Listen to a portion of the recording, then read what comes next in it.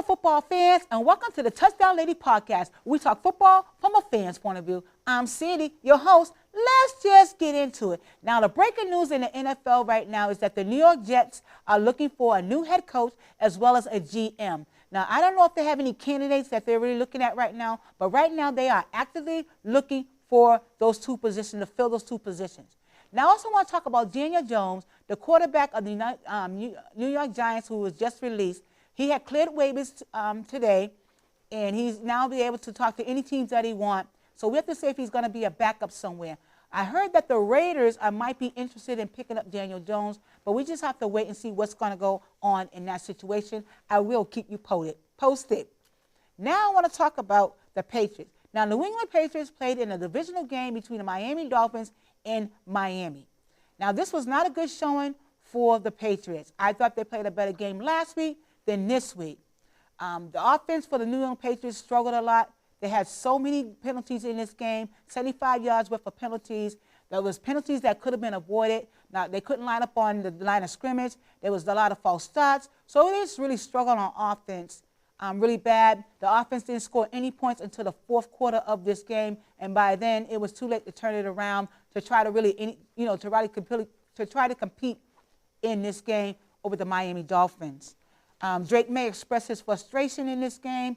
He said, quote, "We are beating ourselves," which is absolutely right. He still had over 200 yards in this game, and he had a touchdown and one interception in this game. But overall, yeah, there was a bad showing on offense and defense. The defense for the Patriots could not stop the run of the Miami Dolphins at all. They didn't have an answer for that. The passing game as well with the Miami Dolphins. Miami came in and pretty much controlled the whole game on offense and defense. Tua had 317 yards and 4 touchdowns in this game.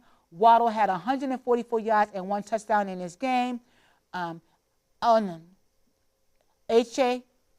had 24 yards and 2 touchdowns in this game. Like I said, the Miami Dolphins pretty much controlled this game from beginning to the end, and they wound up beating the Patriots 34-15 in this game.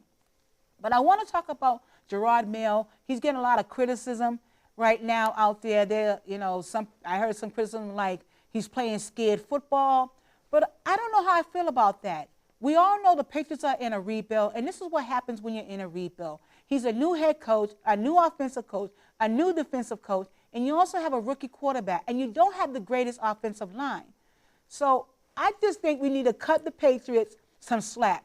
Let them go through the growing pains in this process and see what they can do next year. Their season is pretty much over, so now they're probably thinking about what are they going to do for next year. What are they going to put around Drake May so they can be successful and he can be successful at winning games next year. But I just think don't be too hard on the Patriots right now, as fans as well as critics, because they are in a rebuild. So we got to give them a grace period on that. I just wanted to mention that. Moving on, I want to talk about the games of the week that was a surprise win to me. These are teams that I didn't think was going to win this week, and they wound up winning. We're going to start with Green Bay over the 49ers. Now, I had 49ers to win this game, but they lost to Green Bay 38-10. Yeah, Brock Purdy did not play in this game. He is actually injured. We all know the 49ers got injured on offense and defense. They have not been playing well this season. They have not been playing well at all, so they have been struggling. They do not look like the 49ers from last year. We don't know if they could. I don't know if they could turn it around for the end of this season with the rest of the games. I don't know. We just have to wait and see. But yeah, they had a bad showing. Yeah. Moving on. The next game that surprised me of the week was the Cowboys over the Washington Commanders. Now, the Cowboys have been struggling all year long on offense and defense.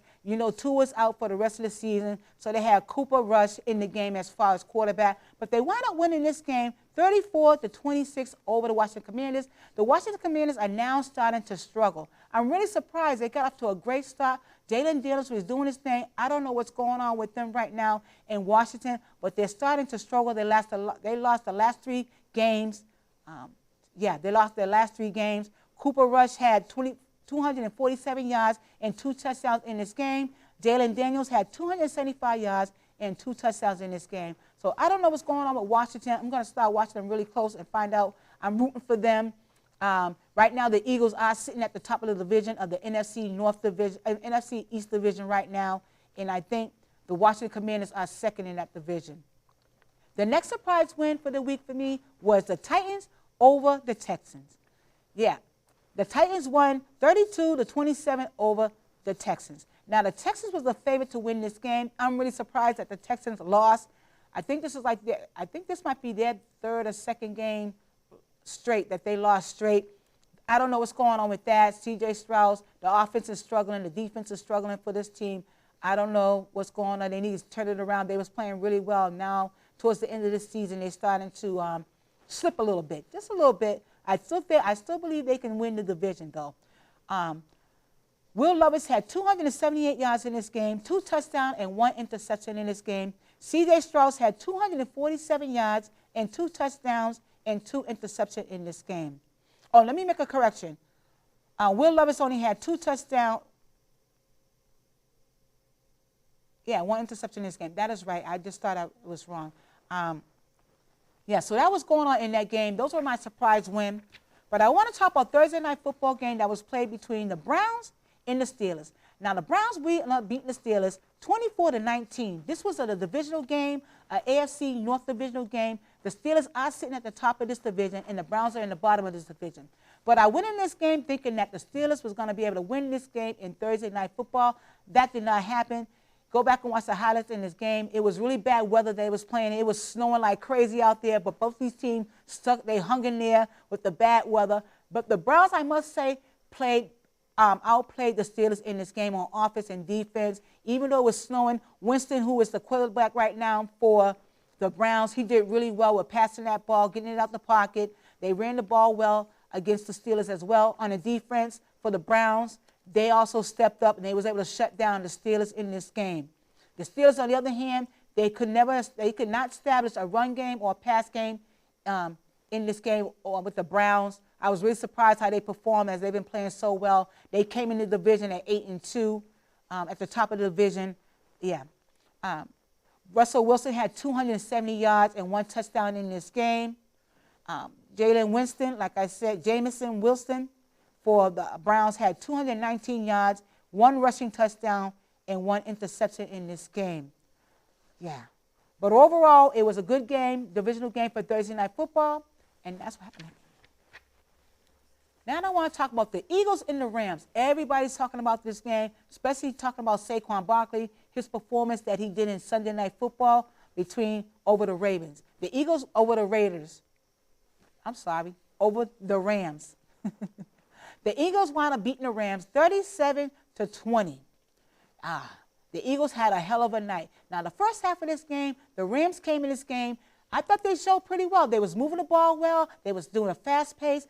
And then in the third quarter, it looked like to me that the Rams started to struggle. I don't know why they started to struggle. They stopped running the ball against the defense of the Eagles.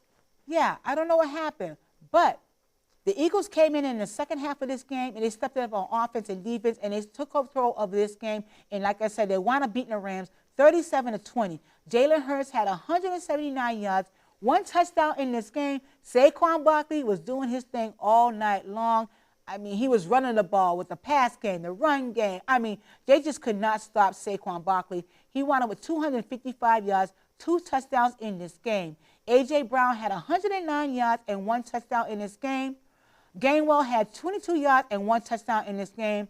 I mean, the defense in this game just took off in the second half of this game, and they wound up dominating over the Rams. On the other side of the ball, the Rams, like I said, they got off to a good start in this game, and after that, especially the second half, it just started to slow down in this game. I don't know what happened with them. Matthew Stafford had 243 yards, 2 touchdowns in this game. Cooper Kupp had 60 yards and 1 touchdown in this game. And Puka Nacua had 117 yards in this game. So I don't know. I thought the Rams coming in this game, they looked really well. I thought they was playing well this year. But the Eagles just dominated them in this game. And like I said, Saquon is the talk of the town right now. He's in the mix for the MVP for the NFL 2024 season. We have to say how that plays. There's a lot of names going on there. But now Saquon Barkley, yeah. Now, I kept talking about the Eagles are really looking really good. They won the last 7 games. They have turned it up in the NFC East Conference. Now it's the Lions and the Eagles. Those are the two top teams in the NFC. But the Lions also won this weekend, so they are now 10-1. On the AFC side, the Kansas City is now 10-1. So we have to wait. It's getting ready to go down. As a team start prepared for the playoffs, yeah, it's going to be some good games. It's some good games coming down the pipe. We just have to wait and see how this is all going to turn out. Everybody knows that Kansas City is trying to do a three-peat.